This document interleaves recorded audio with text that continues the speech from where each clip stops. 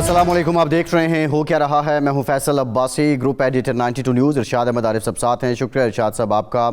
आज तुर्की के सदर रजब तैयब एर्दोगान पाकिस्तान में हैं और पाकिस्तान में उन्होंने दौरा किया है और सिग्निफिकेंट बात यह है कि पाकिस्तान और तुर्की के बीच तिजारत और दिफा समेत 21 जो मुफाहमत की यादाश्तें हैं, मुआहदे हैं, उन पर दस्तखत हुए हैं। और इस मौके पे बड़ी अहम तजवीज़ दी है तुर्की के सदर ने कि पाकिस्तान और तुर्की का जो तिजारती हजम है उसको $5 अरब तक बढ़ाया जाए। इससे पहले भी ये बात होती रही है,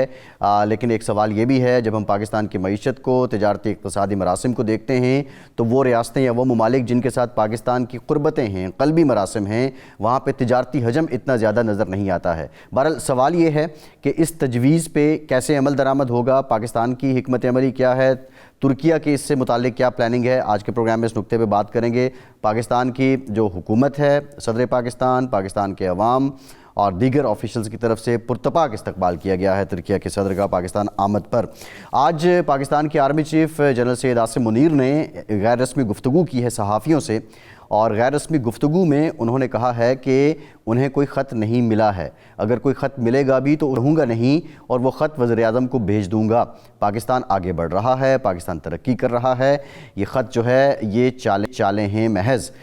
इससे मुतालिक भी बात करेंगे क्योंकि ख़त से मुतालिक PTI, बानी PTI बहुत ज़्यादा बात कर रहे हैं कि अपने जो डिमांड्स हैं, ये शिकवे हैं, ये जो तकाज़े हैं वो ख़त में लिख दिए हैं और ख़त पे अब ये रद्द-ए-अमल जो आया है, आज के प्रोग्राम में इस पर गुफ्तगू करेंगे।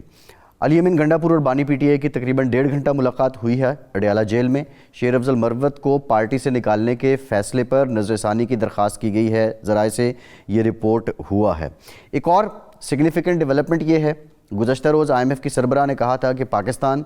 की मईशत बेहतर हुई है, पाकिस्तान तरक्की की तरफ गामज़न है। गुज़श्ता शब ये ख़बर सामने आई कि अपोजिशन लीडर उमर अयूब साहब ने बताया कि PTI की तरफ से एक डोजियर और ख़त जो पाकिस्तान में IMF का मिशन है उसको थमा दिया गया है, जिसमें जमहूरी इक़्तिदार की पामाली और इंतख़ाबात में धांधली समेत दीगर जो PTI के इल्ज़ामात हैं उनका जिक्र है। पाकिस्तान की रिपोर्ट भी इसमें लगा दी गई है और ये ख़त जो है वो लिखा गया है। अब ये ख़त लिखने का मकसद क्या है? बुनियादी सवाल ये पैदा होता है कि क्या पाकिस्तान को कर्ज़ ना दिया जाए, अगर कर्ज़ नहीं मिलेगा तो वो किसका फ़ायदा है। दूसरा इंपॉर्टेंट नुक्ता ये भी है कि क्या ये पाकिस्तान के अंदरूनी मामलात में बैरूनी मुदाखलत के मुतकाज़ी नहीं है, और पाकिस्तान तहरीक इंसाफ माजी में भी ये ख़त लिखती रही है, इसके पॉजिटिव असरात क्या हैं अगर हैं तो, और या फिर नेगेटिव इसका असर क्या होना है, इन तमाम मामलात पे बात करेंगे। खुर्रम दस्तगीर साहब ने हमें ज्वाइन किया, सीनियर पार्लियामेंटेरियन रहे हैं, मुस्लिम लीग नून के सीनियर रहनुमा, साबिक़ वफाकी वज़ीर। खुर्रम साहब आपका शुक्रिया, आपसे गुफ्तगू करेंगे। इरशाद साहब, आप मौजूद हैं इस्लामाबाद में और PFUJ का इलेक्शन था, IFJ की प्रेसिडेंट आई हुई थी, उन्होंने इस इलेक्शन को मॉनिटर किया। राना मोहम्मद अजीम साहब PFUJ के सदर मुंतखब हो गए, दीगर मौलाना फजल रहमान साहब को भी हमने देखा, महमूद चगरी साहब को भी। ओवरऑल ये इवेंट कैसा रहा, इसमें क्या बात हुई? और दूसरा, ये जो $5 अरब की अब ख्वाहिश का इजहार किया है तुर्की के सदर ने, आप समझते हैं कि ये इसको अमली शक्ल देना मुमकिन है? अब्बास साहब शुक्रिया। एक तो ये जो सेमिनार था और इससे पहले असल में इलेक्शन हुआ PFUJ का, और इंटरनेशनल फेडरेशन ऑफ जर्नलिस्ट एक है जिसकी सदर हैं डोमिनिक पॉडले, उन्होंने ये इलेक्शन कराए। और ये जो तंजीम है इसके 6 लाख, दुनिया भर में 6 लाख मेंबर्स हैं और पाकिस्तान की PFUJ भी इसका एक हिस्सा है। उन्होंने इलेक्शन कराए और election fair and free election हुए। ना इलेक्शन कमीशन पे किसी ने एतराज़ किया, ना इलेक्शन पर किसी ने एतराज़ किया। और उसके बाद उन्होंने ही ऐलान किया, जो अहदेदार मुंतखब हुए हैं उसमें राना अज़ीम साहब सदर मुंतखब हुए हैं, शकील अहमद साहब जो हैं जनरल सेक्रेटरी मुंतखब हुए हैं, और भी लोग हैं, और इंतकाल इक़्तिदार उनका हुआ है। उसके बाद इन्हीं की तरफ से PFUJ की तरफ से सेमिनार था आज़ादी सहाफ़त के हवाले से, PICA एक्ट के हवाले से, जिसमें मौलाना फजल रहमान साहब थे, असद कैसर साहब थे, महमूद खान अचकज़ई साहब थे, दिनेश कुमार साहब थे, शहराम तरकई साहब थे, अखुंज़ादे हुसैन यूसुफ़ज़ई साहब थे। और हमें ये बताया गया कि अताउल्लाह तारड़ साहब को भी दावत दी गई थी, लेकिन वो अपनी मसरूफ़ियात की वजह से नहीं आ सके। उस वक्त ग़ालिबन ना आने की शायद ये वजह भी हो कि सदर तैयब एर्दोगान चूँकि इस्लामाबाद में हैं तो ज़ाहिर बात है वज़ीर इत्तलात की मसरूफ़ियात होंगी। तो सेमिनार का जो बुनियादी नुक्ता था वो तो यही था कि जी ये जिस किस्म के कवानीन ایک ایسی پارلیمنٹ منظور کر رہی ہے جس نے ایک ایسی حکومت کو جنم دیا ہے جو ماضی میں یہ رونا روتی رہی ہے، خواہ مسلم لیگ ہو، خواہ پیپلز پارٹی ہو، خواہ MQM ہو، کہ اس ملک میں انہیں اظہار رائے کی آزادی حاصل نہیں ہے، شہری حقوق ان کے پامال کیے جا رہے ہیں، شہری آزادیاں پامال کی جا رہی ہیں، انسانی حقوق سے محروم کیا جا رہا ہے، لیکن وہی حکومت جو ہے وہ کالا قانون منظور کرتی ہے جس میں صرف یہ میڈیا انڈسٹری کا ایشو نہیں ہے، یہ عام شہری کا جو ہے، وہ شہری جو انسٹاگرام استعمال کرتا ہے، فیس بک استعمال کرتا ہے، ایکس استعمال کرتا ہے، یا کوئی بھی ڈیجیٹل میڈیا کا جو پلیٹ فارم ہے وہ استعمال کرتا ہے، الیکٹرانک میڈیا پہ آتا ہے، پرنٹ میڈیا پہ لکھتا ہے، وہ سب کے سب اس کالے قانون کا شکار ہو رہے ہیں۔ اور اسی کے بارے میں جناب شہباز شریف صاحب پچھلے دور میں جب PTI کی حکومت ایک آرڈیننس کے ذریعے ایک ترمیم لا رہی تھی تو اس کے خلاف بھرپور صحافیوں کی جدوجہد میں شریک تھے اور اس کو کالا قانون قرار دیتے تھے۔ تو یہ بڑا کامیاب سیمینار تھا، سارے ملک سے لوگ اکٹھے ہوئے تھے۔ تو ایک تو یہ ایونٹ ہو رہا تھا اسلام آباد میں، دوسرا جو ایونٹ ہے وہ ظاہر بات ہے صدر اردوان کا ہے، اور صدر اردوان کی طرف سے جو خواہش ظاہر کی گئی ہے کہ یہ $1 ارب کا تجارت کا حجم $5 ارب ہو،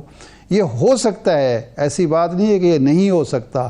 لیکن دیکھنا ہمیں چاہیے، ہمیں اپنے گریبان میں جھانکنا چاہیے کہ چین ہے، سعودی عرب ہے، ترکی ہے، انڈونیشیا ہے، ملائیشیا ہے، UAE ہے، اور ممالک ہیں جو دوست ہمارے ہیں، بہت قریبی تعلق ہے، لیکن تجارت ان کی انڈیا کے ساتھ بڑھ رہی ہے۔ تو ہمیں سوچنا چاہیے کہ ہمارے جو تجارتی پالیسی ہے، جو مالیاتی پالیسی ہے، جو ہمارے اکنامک ایشوز ہیں، وہ اس قدر کیوں ابتر ہیں کہ ہمارا دشمن فائدہ اٹھا رہا ہے، ہمارے دوستوں سے ہم اٹھا نہیں پاتے۔ لیکن میرے خیال اس کے بارے میں جناب خرم دستگیر صاحب بہتر انداز میں روشنی ڈال سکتے ہیں، ان سے ذرا پوچھ لیتے ہیں۔ خرم صاحب سوال یہ ہے کہ جو پریزیڈنٹ اردوان نے $5 ارب تک تجارتی حجم بڑھانے کے خواہش کا اظہار کیا ہے، وہ کیسے ممکن ہے؟ اور بنیادی نقطہ یہ ہے کہ جن ممالک یا ریاستوں کے ساتھ ہمارے قلبی قربتیں بہت زیادہ ہیں، تجارتی حجم اس حساب سے نہیں ہے، اس کی وجہ کیا ہے؟ جی، اس کی 2 وجوہات ہیں۔ ایک وجہ تو یہ ہے کہ پاکستان کی جو ایکسپورٹس ہیں ان کا جو روایتی ڈیسٹینیشن ہے، جو منزل ہے، وہ مغرب کے ممالک رہے اور امریکہ رہا ہے۔ اور آج بھی جو اگر پہلے 2 ڈیسٹینیشنز اگر آپ پاکستان کی ایکسپورٹس کے دیکھیں گے تو نمبر 1 پر امریکہ ہے، نمبر 2 پہ یورپی یونین ہے۔ تو لہذا پاکستان کا جو ایک روایتی جو ٹارگٹ ہے وہ یورپ رہا ہے۔ اب پچھلے کچھ سالوں سے ہم یہ دیکھ رہے ہیں کہ اس 21ویں صدی میں خاص طور پہ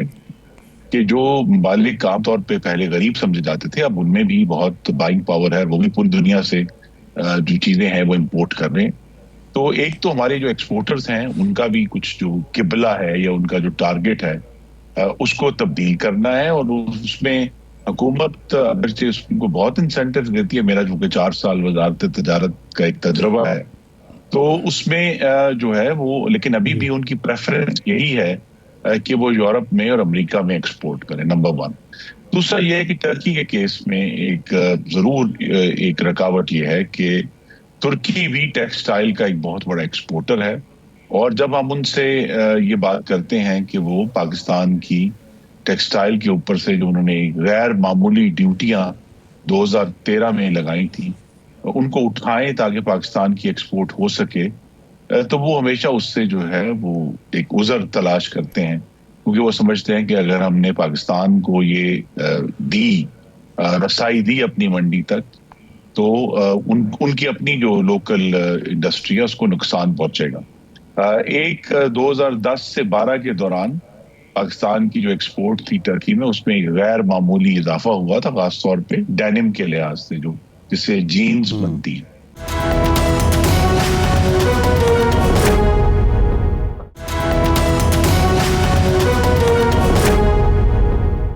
لیکن جب انہیں یہ احساس ہوا کہ یہ تو ایکسپورٹ جو ہے وہ ہر سال کئی 10 to 20 ملین ڈالرز جو ہے وہ بڑھ رہی تھی. تو انہوں نے اس کے اوپر ڈیوٹی لگا دی جو آج تک موجود ہے اپنی جگہ پہ, اور اس پہ بہت گفتگو بھی ہوئی ہے.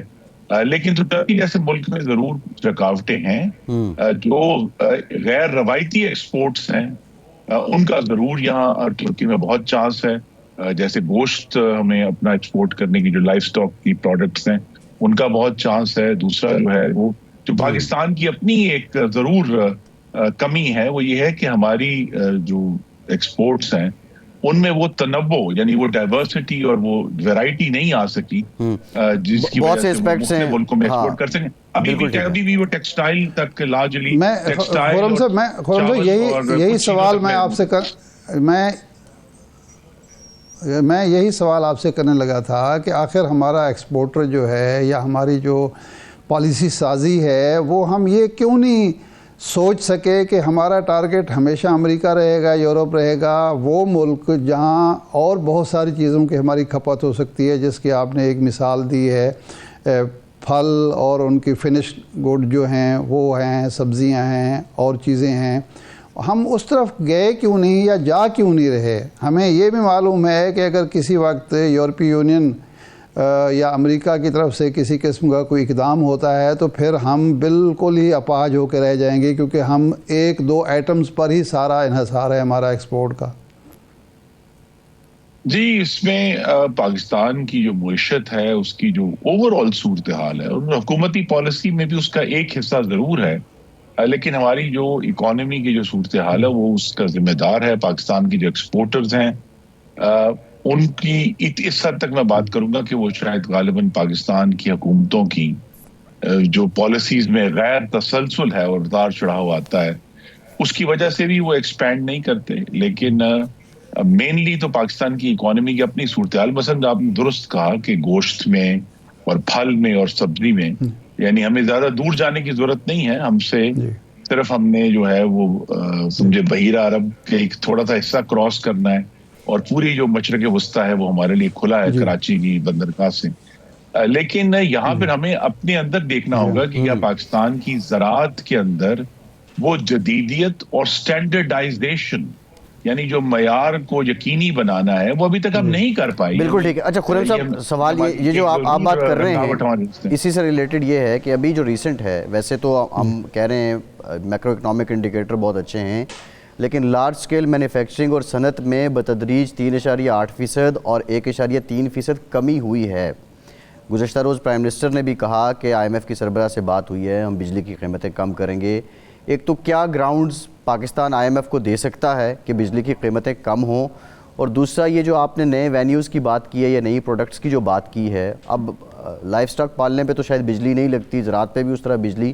نہیں صرف ہوتی ہے, لیکن اگین کاسٹ آف پروڈکشن ایک ایشو ہے.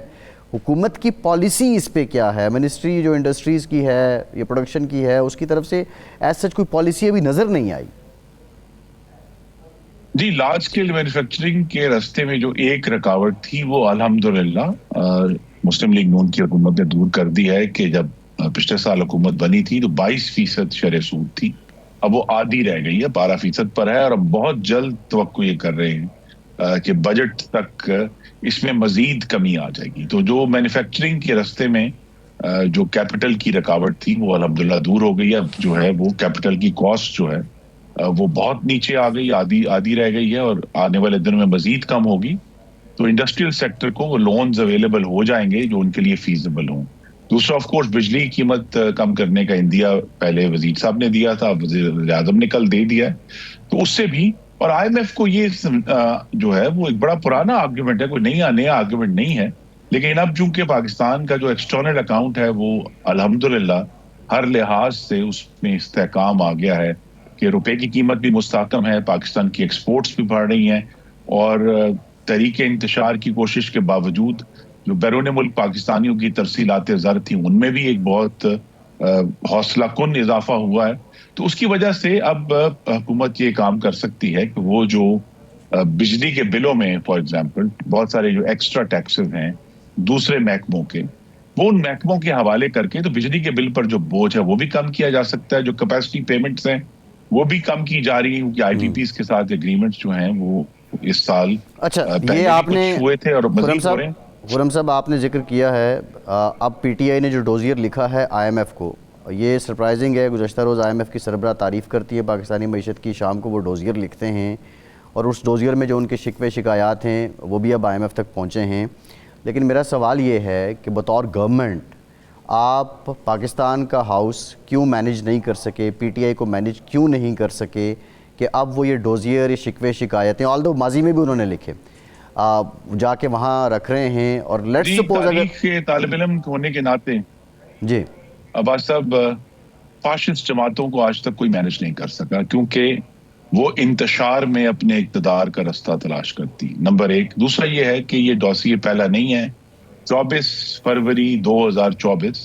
تقریباً ایک سال پہلے عمران خان نے خط لکھا تھا آئی ایم ایف کو، باقاعدہ وہ آن ریکارڈ ہے، جس میں انہوں نے کہا تھا کہ جب تک پاکستان کے الیکشن کو آڈٹ نہ کروا دیا جائے تب تک پاکستان کو قرضہ جاری نہ کیا جائے. اس سے پہلے آپ کو معلوم ہے ان کے دو جو صوبائی وزراء تھے، وزرائے خزانہ، وہ بھی آن ریکارڈ ہیں. ان کی بھی جو ہے وہ آڈیو منظر عام پر آ چکی ہے، جس میں واضح طور پر انہوں نے اندیا دیا ہے کہ وہ ایسے اقدامات کریں گے جس سے پاکستان آئی ایم ایف کو اپروچ نہ کر سکے اور پاکستان کے مفادات کو نقصان پہنچے. تو یہ آئی ایم ایف سے کو استعمال کرنا پی ٹی آئی کا، اور یہ صرف آئی ایم ایف کو استعمال نہیں کر رہے اس وقت، یہ جی ایس پی پلس کے خلاف بھی اس وقت ان کے اراکین جو ہیں وہ یورپ میں سرگرم ہے، امریکہ میں بھی ہم ان کو دیکھ چکے ہیں. تو یہ ایک ایسی جماعت ہے جو اپنے اقتدار کے لیے اور اپنے مفادات کے لیے پاکستانی مفادات کو مسلسل نقصان پہنچا رہی ہے اور ملک دشمنی کی مرتکب ہے. خرم صاحب آپ کے خیال میں اگر یہ مذاکرات جو چل رہے تھے یہ کامیاب ہو جاتے یا الیکشن کے حوالے سے جو ان کے تحفظات ہیں یا اعتراضات ہیں وہ دور کر دیے جاتے تو پھر بھی وہ ایسا ہی کرتے؟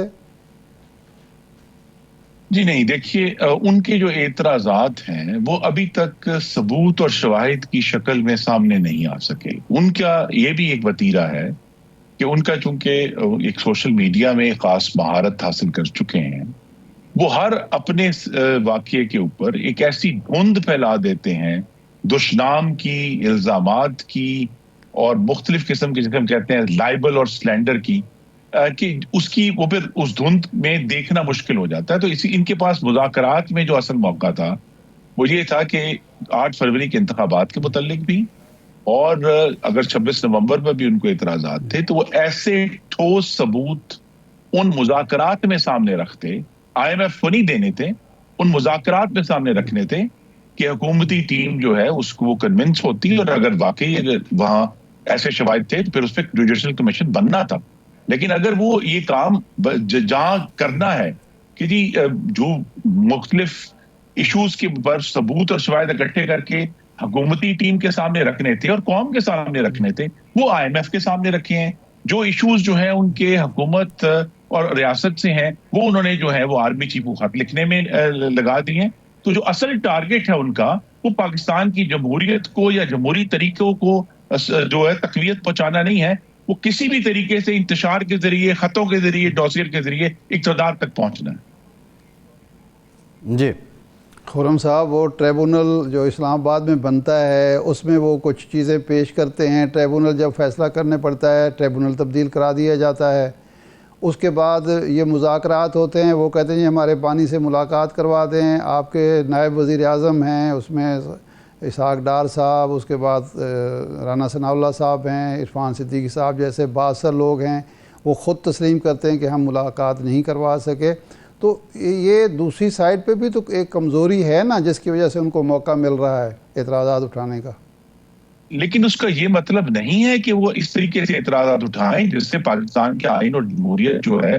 جو آلریڈی بڑی شکستہ حالت میں، اس کو مزید کمزور کریں. وہ اگر کمزور کر رہے ہیں، وہ آئی ایم ایف کو خط لکھتے ہیں. مثلا وہ ڈوسیے جو انہوں نے بنایا ہے انہوں نے مذاکرات کی ٹیبل پر کیوں نہیں رکھا کہ جی ہمارے پاس یہ ثبوت اور شواہد ہے جس کی بنیاد پر کمیشن بننا چاہیے. لیکن نہیں، وہ ہمیشہ جو ہے وہ سمجھتے ہیں کہ بیرون ملک پاکستانیوں کی بڑی تعداد ان کی حمایتی ہے، لہذا ان کو استعمال کرتے ہوئے وہ پاکستان کو اس وقت ارشاد صاحب پوری دنیا میں بدنام اور کمزور کر رہے ہیں اپنے سیاسی فائدے کی خاطر، جو کہ خود ان کو نقصان پہنچے گا. الحمدللہ پاکستان نے آگے بڑھنا ہے. ان کی تمام تر جو فساد کی اور ایجوٹیشن کی جو پالیٹکس تھی وہ ناکام ہوئی ہے. انٹرسٹ ریٹ آدھا رہ گیا ہے, ریمیٹنسز بڑھ رہی ہیں, جو ایکسپورٹس ہیں ان میں ڈبل ڈیجٹ اضافہ ہے. الحمدللہ جو قیمتیں بڑھنے کی رفتار تھی وہ صفر رہ گئی ہے.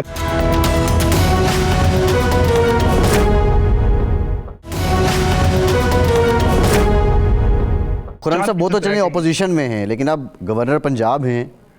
وہ یہ اسٹیٹمنٹ دیتے ہیں کہ جو عطا اللہ تارڑ صاحب کا مینڈیٹ ہے وہ حقیقی نہیں ہے, اور اس طرح وہ اور بہت سی باتیں کرتے ہیں, آپ کے لیڈران کا نام لیتے ہیں. مطلب ایک ایسی جماعت جس کی وجہ سے آپ حکومت قائم ہے آپ کی, اسی کے گورنر کوئی عام شخصیت بھی نہیں.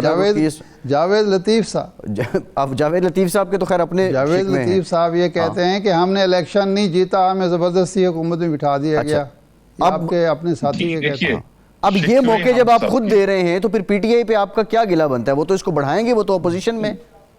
میرا گلہ یہ بنتا ہے کہ وہ پاکستان کے اداروں سے ضرور شور ڈالیں, احتجاج کریں, پٹیشنز کریں, لیکن بیرونی دنیا میں جا کر پاکستان کو رسوا اور بدنام نہ کریں بغیر ثبوت اور شواہد کے. دیکھیے 8 فروری 2024 سے اب 1 سال ہو گیا ہے. کیا وہ سوائے اس پہلا ڈوسیے جو انہوں نے IMF کے سامنے رکھا ہے, کیا وہ قوم کے سامنے کسی بھی ٹھوس صورت میں اپنے الزامات لا سکے ہیں کہ 8 فروری کو کیا ہوا؟ 26 نومبر کو اب 3 مہینے ہونے کو آ گئے ہیں. کیا وہ قوم کے سامنے یا کسی کے بھی سامنے ٹھوس صورت میں شواہد لا سکے ہیں کہ کیا ہوا؟ صرف ہر روز الزام لگانا ہے, ہر روز بدامنی پیدا کرنی ہے, اور ہر روز یہ کوشش کرنی ہے کہ پاکستان میں انتشار پیدا کیا جائے جس کے ذریعے وہ سمجھتے ہیں کہیں نہ کہیں سے ان کے اقتدار کا رستہ نکلے گا. اور جو اصل ذمہ داری ہے ان کی خیبر پختونخوا میں 12واں سال ہے حکومت کرتے ہوئے, کہ ہم اپنے بھائیوں اور بہنوں کی جنہوں نے ہمیں ووٹ دی ہیں ان کی زندگیاں بہتر کریں, ان کے بچوں کے معاشی مستقبل کی فکر کریں, پاکستان کو دہشت گردی سے پاک کرنے کی کوشش کریں, پاکستان کو مضبوط کرنے کی کوشش کریں. اس پر کوئی فوکس نہیں ہے. پی ٹی آئی کا ہر قدم پاکستان کو کمزور کرنے کے لیے اور پاکستان کی ریاست اور جو جمہوری آئین ہے اس کی جو جڑیں ہیں اس کو کمزور کرنے کے لیے. اچھا یہ بتائیں, میاں نواز شریف صاحب سے ملاقات ہو گئی؟ خرم صاحب ایک اور ایشو ہے عباس صاحب, ایک اور ایشو ہے خرم صاحب, وہ یہ ہے کہ آپ کی حکومت نے ایک پیکا ایکٹ میں ترامیم منظور کی ہیں جس کی وجہ سے نام تو لیا گیا فیک نیوز کا, نام لیا گیا سوشل میڈیا کا, لیکن ہر شہری کا گلا آپ نے گھونٹ دیا ہے. اور یہی پیکا ایکٹ تھا جو 16 میں منظور ہوا آپ کی حکومت کے دور میں, لیکن جب اس میں کوئی ترمیم لانی چاہی, آرڈیننس جاری ہوا پی ٹی آئی دور میں, تو شہباز شریف صاحب, مریم نواز صاحبہ, بلاول بھٹو صاحب, ساری لیڈرشپ کہتی تھی کہ یہ کالا قانون ہے, ہم جو ہی اقتدار میں آئیں گے اس کو ختم کر دیں گے. لیکن اب پہلے سے بھی اس کو سخت کر دیا گیا ہے, اور عملاً اس ملک میں ہر قسم کا میڈیا جو ہے اس کا چلنا ناممکن بنا دیا گیا ہے. تو آپ نہیں سمجھتے کہ اس سے آپ کی حکومت کو بھی نقصان ہو رہا ہے, آپ کی جو جماعت ہے سیاسی جس نے ظاہر بات ہے کہ صحافت کے ساتھ چلنا ہے اس کو بھی نقصان ہو رہا ہے؟ یہ اس طرح کی قانون سازی کیوں ہو رہی ہے؟ اب ہمیں اس کا کوئی نہ کوئی سد باب کرنا ہے. اس پر میں اور آپ اختلاف کر سکتے ہیں کہ یہ جو پی کا ایکٹ ہے, یہ نئی جو امینڈمنٹس ہیں, یہ اس کا حل نہیں ہے. لیکن بہرحال ہمیں یہ جو ایک بہتان ہے, الزام تراشی ہے, حد تک عزت ہے, جھوٹے تحریری الزام, یعنی جب آپ کوئی بھی پوسٹ کرتے ہیں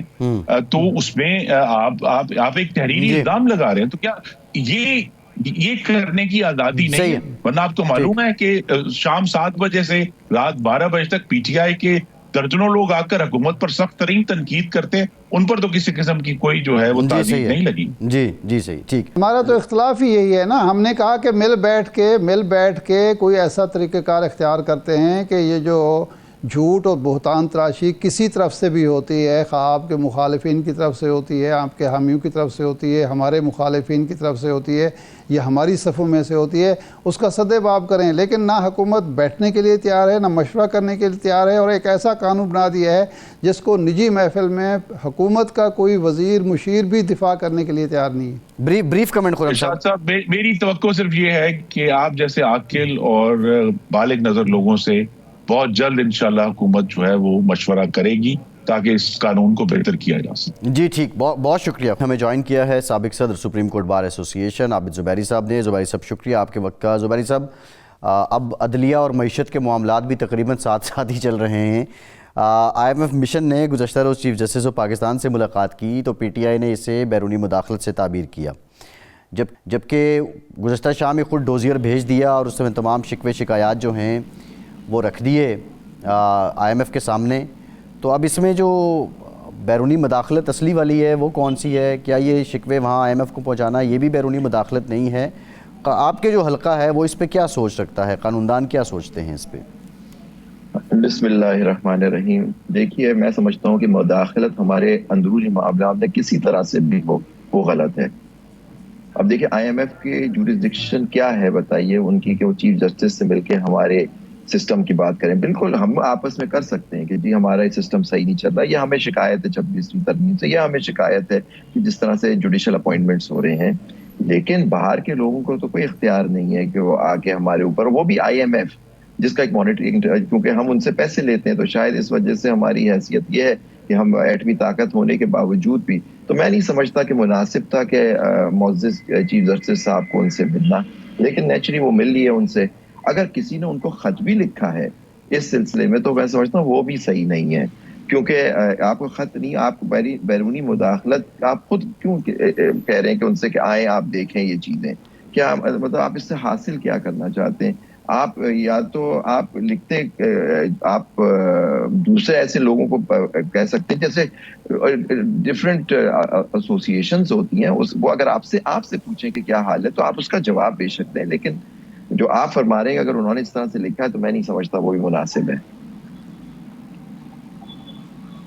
اچھا زبیر صاحب، یہ فرمائیں کہ اب صورتحال ایسی بن گئی ہے، ہمیں تو سمجھ کو نہیں آ رہی، ساری جو روایات ہوتی تھیں، اخلاقیات ہوتی تھیں عدلیہ کی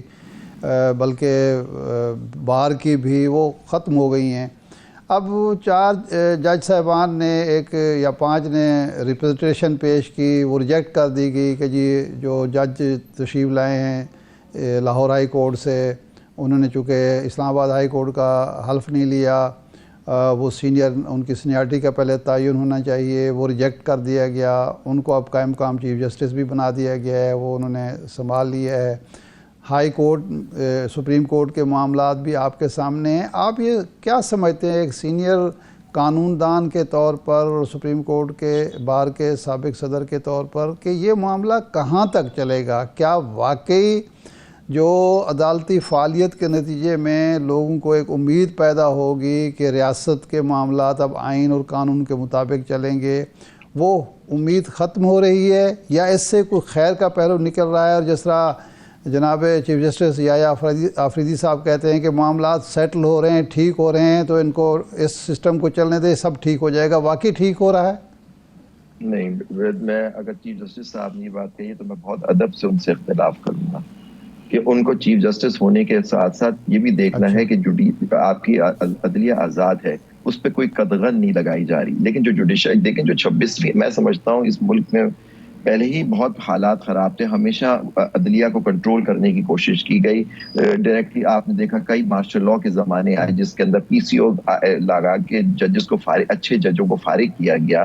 اب انہوں نے کہا PCO وغیرہ تو کیونکہ مارشل لاء تو لگ نہیں رہا، آپ کس طرح سے کریں؟ انہوں نے کہا کہ اب اپنے مرضی کے ججز لگا دو، وہ اتنی تعداد میں لگا دو کہ پھر یہ جو باقی جو انڈیپینڈنٹ ججز ہیں وہ فارغ ہو جائیں۔ تو یہی اب ہو رہا ہے۔ اب آئی ہوپ یہ چیف جسٹس صاحب کو دیکھیں، کیونکہ جو ججز اپوائنٹ ہو رہے ہیں اس کمیٹی کا جوڈیشل کمیشن کو ہیڈ تو چیف جسٹس صاحب کرتے ہیں، وہاں ہمیشہ یہ لوگ مائنورٹی میں جا رہے ہیں، اور جو سیاست دان یا بار کاؤنسل کے ارکان ان کے ساتھ الحاق ہے، ان کی میجورٹی ہو کے وہ اپنی مرضی کے ججوں کو اپوائنٹ کروا رہے ہیں۔ میں سمجھتا ہوں سپریم کورٹ میں اس وقت، میں سمجھتا ہوں کہ جب تک 26ویں آئینی ترمیم کا فیصلہ نہ کر لیتی اس وقت تک مؤخر کر دیتے اپوائنٹمنٹس، کیونکہ دیکھیں آپ نے فی الحال، میں تو سمجھتا ہوں کہ یہ جو اپوائنٹمنٹ اس وقت ہوئے سپریم کورٹ میں بہترین ججز ہیں، جو چاروں کورٹ سے آپ نے سینئر ججز لے لیے وہاں سے، اور لیکن آپ نے دیکھیں پشاور ہائی کورٹ کے سینئر پیونی جج جو تھے، جو نمبر 2 پہ، تو ان کو نہیں لیا اور نمبر 3 کو لے لیا، وہ تینوں بہت اچھے جج ہیں وہاں۔ تو لیکن دیکھیں نا اس کی کیا، اور ان کو دیکھیں پشاور ہائی کورٹ کے سینئر جج کو ایکٹنگ چیف جسٹس بھی نہیں بنایا، اور یہی سندھ ہائی کورٹ میں بنایا، اور اب جو جسٹس ڈوگر ہیں وہ 15 نمبر کی ان کی سینیورٹی تھی، اور دیکھیں لیکن ان کو لانے کا مقصد ہی یہی تھا کہ ان کو چیف جسٹس بنانا ہے، کیونکہ ایکٹنگ بنایا, کیونکہ چیف جسٹس تو صرف جوڈیشل کمیشن ہی اپوائنٹ کر سکتا ہے نا, اور پھر صدر اس کو سائن کریں گے, تو اس وقت تک ان کو ایکٹنگ بنا دیا. نیچرلی ان 6 ججوں سے تو شکایت ہے نا, کیونکہ انہوں نے وہ خط, ان کی مجال کیسی ہوئی کہ انہوں نے وہ خط لکھ کے باتیں کچھ بتائی لوگوں کو, تو ان کو تو ان میں سے ان کو تو چننا ہی نہیں ہے. تو آپ بتائیے جو ججز اس طرح سے لائے گئے, اور پھر باقی, اور یہ چیف جسٹس صاحب جو اسلام آباد کے تھے, معزز جج صاحب, چیف جسٹس صاحب, وہ جاتے جاتے ان کے خلاف فیصلہ کر گئے. اب وہ چیلنج کریں گے ان کو سپریم کورٹ میں. اس طرح پہلے بھی ہو چکا ہے سینیورٹی کے ہمیشہ کیسز ایونچولی سپریم کورٹ میں جب ان کی ریپرزنٹیشن ریجیکٹ ہو جاتی ہے, مسترد ہو جاتی ہے, تو اس کی اپیل یہ پٹیشن وہ سپریم کورٹ میں کرتے ہیں کہ ہماری سینیورٹی آپ طے کر دیں. اب یہ فیصلہ وہاں کانسٹیٹیوشنل بینچ میں ہی جائے گا, اور وہاں یہ فیصلہ ہوگا کہ یہ جسٹس ڈوگر سینئر ہے یا جسٹس محسن اختر کیا نہیں. اور دیکھیے ایک بات مجھے تو سمجھ نہیں آئی, اس کے کیا محرکات اس کے پیچھے کیا ہیں, کہ وہاں جو نمبر 3 کے جج تھے جسٹس میاں گل حسن, ان کو ایکٹنگ جج بنایا گیا, یعنی ان کو واپس بھیجا جائے گا. زبیر صاحب بہت شکریہ آپ کا, آپ ہمارے ساتھ موجود تھے. ایک بات کریں گے, بانی پی ٹی آئی اور وزیر اعلیٰ خیبر پختونخوا علی امین گنڈا پور کی 1.5 گھنٹے تک اڈیالہ جیل میں ملاقات ہوئی ہے. ہمارے ساتھ رہیے.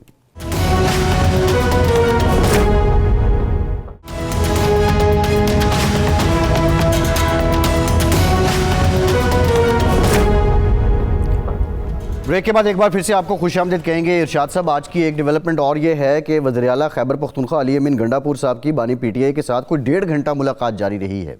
اب اس میں obviously بہت سی باتیں ہیں, لیکن جو ذرائع سے خبر سامنے آئی ہے اس میں علی امین گنڈا پور صاحب نے نظر ثانی کی درخواست کی ہے بانی پی ٹی آئی سے کہ شیر افضل مروت صاحب کو جو پارٹی سے نکالا گیا ہے اس پہ ذرا پھر سے غور فرمائیں. شیر افضل مروت صاحب نے بھی رد عمل دیا ہے, اور انہوں نے کہا کہ پارٹی میں میرے خلاف سازشیں ہوئی, میں کسی گروپ کا حصہ نہیں تھا, اس وجہ سے مجھے نکال دیا گیا, لیکن میں بانی پی ٹی آئی کے ساتھ کل بھی مخلص تھا, آج بھی مخلص ہوں اور کل بھی مخلص رہوں گا. بہرحال آپ سمجھتے ہیں کہ یہ نظر ثانی کی درخواست قبول ہونی چاہیے, اور شیر افضل مروت کا ایک ایسی جماعت جو اپوزیشن میں ہے اس سے نکل جانا, اور ایک کریڈٹ وہ لیتے ہیں کہ جب سب بلوں میں چھپ گئے, جب سب روپوش ہو گئے, تو میں نے اس وقت پی ٹی آئی کے علم کو بلند کیا, اور اس کی وجہ سے ان کی ایک پاپولیرٹی بھی ہے. کیا کوئی ڈینٹ ڈالے گا, اور یہ دوسرے لوگوں کے لیے جنہوں نے پارٹی کے لیے قربانیاں دی یا مشکل وقت میں نکلے, کیا پیغام ہے, یا یہ درخواست رد ہو جائے گی آپ کی نظر میں بانی پی ٹی آئی کے مزاج کو دیکھتے ہوئے؟ اچھا, پہلی بات تو یہ ہے کہ یہ جو ڈینٹ ڈالنے والی بات ہے, اگر ڈینٹ ڈالنا ہوتا تو جہانگیر خان ترین ڈال لیتے, جناب پرویز خٹک صاحب ڈال لیتے, محمود خان جو تھے کے پی کے والے وہ ڈال لیتے, بزدار صاحب ڈال لیتے. ڈینٹ تو بات ہی نہیں ہے. پی ٹی آئی جہاں چلی گئی ہے اور جس طرح سے چلی گئی ہے, اور جس طرح موجودہ حکمران اتحاد نے اس کو پاپولیرٹی عطا کی ہے اپنی نالائکیوں کی وجہ سے, وہ شیر افضل مروت تو نہیں ڈال سکتے. لیکن آج جو ان کا رویہ, ان کا ٹویٹ میں نے بھی دیکھا ہے, یہی رویہ وہ پہلے رکھتے تو شاید یہ نوبت ہی نہ آتی. انہوں نے جس طرح سے یہ سوابی کے جلسے میں ہم نے دیکھا ہے کہ ایک سیکرٹری جنرل تقریر کر رہا ہے اور وہ ڈسٹرب کرنے کی کوشش کر رہے ہیں, جب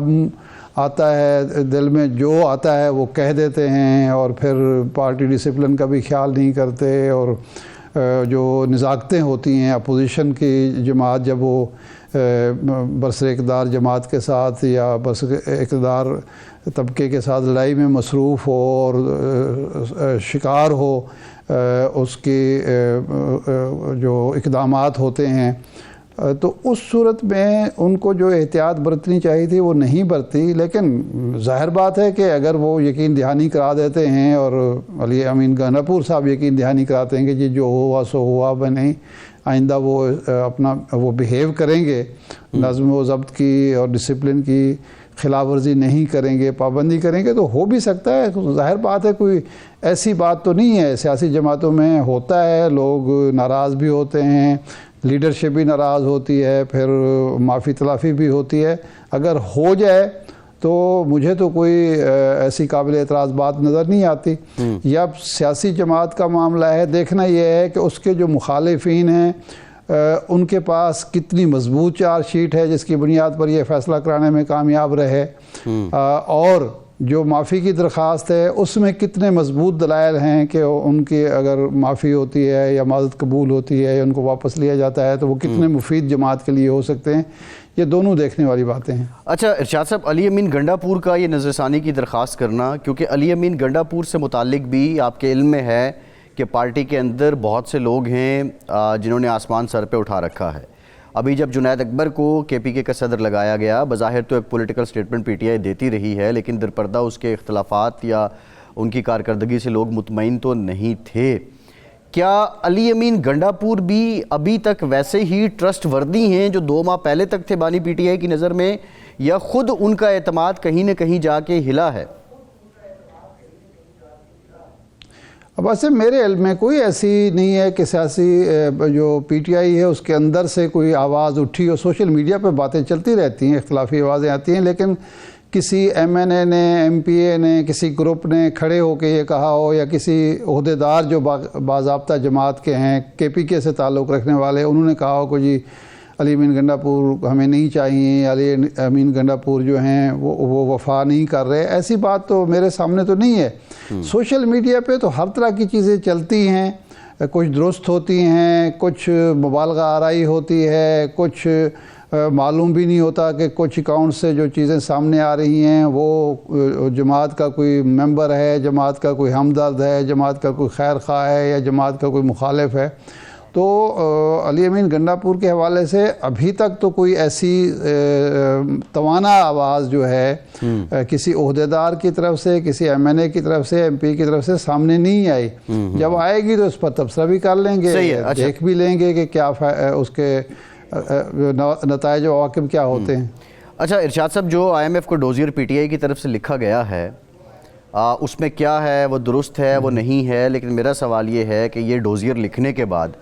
جو بات ہو رہی تھی کہ پاکستان تحریک انصاف کے ریلیونٹ کوارٹرز کے ساتھ کوئی چینل ایکٹیو ہے، کوئی بات بھی ہو رہی تھی، پھر بیچ میں یہ خبریں دم بھی توڑ جاتی ہیں، لیکن کیا یہ ڈوزیر جانے کے بعد پھر سے ایک دوری آئے گی، یا یہ ڈوزیر اتنا ہرٹ نہیں کرے گا ریلیونٹ کوارٹرز کو، اور وہ چینل اگر کوئی ایکٹیو ہے تو وہ ایکٹیو ہی رہے گا؟ دیکھیں، اس میں جو بنیادی چیز ہے، میں اس بات کے بالکل حق میں نہیں ہوں کہ کوئی سیاسی جماعت، خواہ وہ حکومت میں ہے ہو، خواہ اپوزیشن میں ہو، کوئی بیرونی امداد طلب کرے، کسی بیرونی ادارے کو پاکستان کے سیاسی معاملات میں مداخلت کا موقع فراہم کرے یا دعوت دے۔ میں اس بات کے بالکل حق میں نہیں ہوں، اور ساتھ ہی ساتھ یہ بھی حقیقت ہے کہ اس معاملے میں حکومت اپوزیشن دونوں کی ذمہ داری ہے، دونوں ہی اس بات کا احساس کریں کہ اپنے کسی قدم سے وہ اپنے مخالف کو یہ موقع فراہم نہ کریں کہ وہ کسی اور طرف دیکھنا شروع کرے۔ آپ یہ جو خود مختار آزاد اقوام ہوتی ہیں، جو ریاستیں ہوتی ہیں، جو معاشرے ہوتے ہیں، وہ اپنے معاملات خود طے کرتے ہیں، کسی طرف نہیں دیکھتے۔ لیکن اگر آپ اپنے معاملات خود بیٹھ کر بحسن و خوبی طے نہیں کرتے، آئین کے دائرے میں رہتے ہوئے اقدامات نہیں کرتے، قانون کی پاسداری نہیں کرتے، تو اس کے بعد پھر یہ توقع کرنا کہ جی مجھے تو کھلی چھٹی ہے کہ میں جو کرتا پھروں، جس طرح کرتا پھروں، اور دوسرا فریق جو ہے وہ ایک ضابطہ اخلاق کا پابند ہو، حدود و قیود کا پابند ہو، ایسا نہیں ہوتا۔ یہ جو صورتحال پاکستان میں پیدا کر دی گئی ہے کہ آپ مذاکرات کی میز پر نہیں بیٹھ سکتے، آپ عدالت سے کوئی ریلیف نہیں لے سکتے، کوئی ادارہ ایسا نہیں رہا جو پانی چھڑکے، جو ایک جنگ چل رہی ہے، جو لڑائی چل رہی ہے، جو محاذرائی چل رہی ہے، جس کی وجہ سے معیشت تباہ ہو رہی ہے، جمہوریت تباہ ہو رہی ہے، پارلیمنٹ کے بارے میں ایک آنریبل جج کو یہ کہنا پڑتا ہے کہ جی وہ جو کلیپس کر چکی ہے۔ ایسی صورت میں پھر ہر طرح کے امکان کو مد نظر رکھ کے جو لوگ ایسا نہیں کرتے وہ کوئی پاگل نہیں ہوتے، یا ان کے پاس اختیار نہیں ہوتے، یا ان کے پاس طاقت نہیں ہوتے، وہ اس لیے نہیں کرتے کہ ان کو اندازہ ہوتا ہے کہ اس کے نتیجے میں کیا کیا ہو سکتا ہے۔ اس لیے یہ ڈوزیر جو پیش کرنا ہے، اس کا کوئی فائدہ ہو، نقصان ہو اس جماعت کو، اس سے قطع نظر ملک کے لیے تو یہ اچھی فعال نہیں ہے، اچھی بات نہیں ہے۔ ہماری تو توہین ہوگی نا۔ آپ کو یاد ہوگا کہ جب زرداری صاحب نے محترمہ بینظیر بھٹو صاحبہ کا جو معاملہ تھا، قتل کا معاملہ، حوالے کیا تھا ایک بیرونی ایجنسی کے، اور وہاں سے انویسٹیگیٹر بلائے تھے، تو اس وقت باقاعدہ یہاں شور مچا تھا، اور हाँ मैं नाम नहीं ले रहा था स्कॉटलैंड यार्ड से, तो उस वक्त पार्टी के अंदर जो लोग थे उन्होंने इसकी मुखालफत की थी। उन्होंने कहा था कि ये नहीं होना चाहिए, हम किसी बैरूनी इदारे को, बैरूनी इन्वेस्टिगेशन एजेंसी जो है उसको क्यों इन्वॉल्व करें, ये हमारे निज़ाम अदल पर जो होगा अदम एतमाद होगा, ये हमारे इदारों पर अदम एतमाद होगा। वो दुनिया ये कहेगी कि हमारी पुलिस, हमारी बाकी जो एजेंसीज़ हैं, तफ्तीशी एजेंसियां हैं, वो इस काबिल भी नहीं है कि एक साबिक वज़ीर आज़म के कत्ल का सुराग लगा सके। तो ये इसी बुनियाद पर किया गया था, ये बात हुई थी कि भाई ये दरवाज़ा आप ना खोलें। तो मेरा तो ख्याल है कि हम भी IMF को जब हमने ये इख्तियार दे दिया या ये शर्त उसकी मान ली कि वो हमारे चीफ जस्टिस से भी मिलेगी, वो सुप्रीम कोर्ट बार एसोसिएशन से भी मिलेगी, किसी और से भी मिलेगी और ये बताएगी, पूछेगी कि जनाब वाला आपका निज़ाम अदल काबिल एतमाद है या नहीं है, उसके बाद फिर आपने दरवाज़ा खोल दिया है, फिर उसके बाद उस दरवाजे से जो आना चाहे, जो जाना चाहे, फिर आप किसको रोकेंगे? जी ठीक, इरशाद साहब ये तो हमें ये काम करते हुए सोचना चाहिए। जी जी जी ठीक। प्रोग्राम का टाइम ख़त्म हो गया। बहुत शुक्रिया आपका, आज के प्रोग्राम से इतनी इजाज़त दीजिए।